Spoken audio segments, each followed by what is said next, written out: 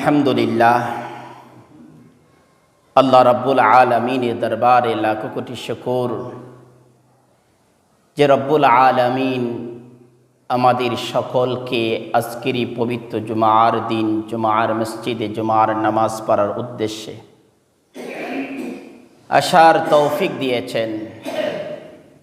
সেই জন্য মহান রব্বুল আলামিনের দরবারে শুকরিয়াতান বলি আলহামদুলিল্লাহ।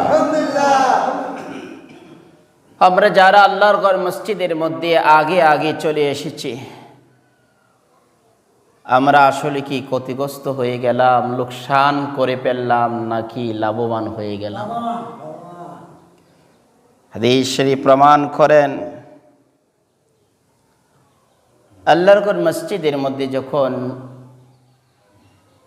মুসল্লিয়ান ইকরাম যে সর্বপ্রথম আসে, সে ক্ষতিগ্রস্ত হয় নাই, বরং যে সর্বপ্রথম মসজিদের মধ্যে জুমার নামাজ পড়ার উদ্দেশ্যে প্রবেশ করলো, তার আমল নামার মধ্যে একটি উট সাদকা করার সওয়াব জমা হয়ে যায়। সুবহানাল্লাহ। একটা উট সাদকা করার মতন অবস্থান আমাদের এখানে যারা আছিস, ইচ্ছা করলেই হবে না। প্রথম আসলে একটা উট সাদকা করার সওয়াব জমা হয়ে যাবে। তাহলে আমরা যারা আগে আগে আসলাম, আমাদের যে প্রথম আসছেন, তার আমল নামার মধ্যে একটি উট সাদকা করার সওয়াব জমা হয়ে গেছে। তাহলে এই সওয়াবের অধিকারী হতে গেলে আমাদেরকে কি করতে হবে? জুমার দিন আগে আগে, যত আগে আসা যায়, এসে মসজিদে বসে বসে কথাবার্তা না বলে তাসবিহ তাহলিল আদায় করবেন। যখন তাসবিহ তাহলিল আদায় করবেন, তখন আপনার আমল নামার মধ্যে সওয়াব জমা হইতেই থাকবে। সুবহানাল্লাহ।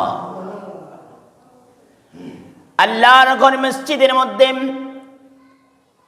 কোন বান্দা যখন মসজিদের মধ্যে প্রবেশ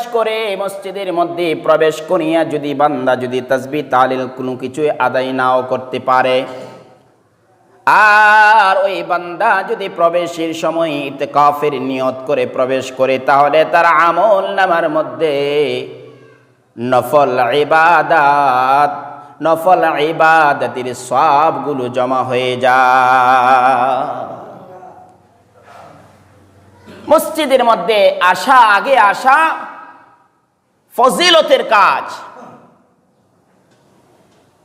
কেননা মসজিদ হলো উত্তম জায়গা, উত্তম স্থান।